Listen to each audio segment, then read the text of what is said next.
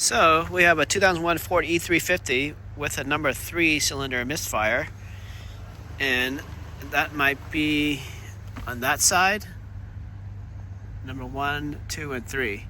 So I did recently change the number 2 spark plug, which is next to number 3. Maybe I inadvertently touched something, so that might be the issue.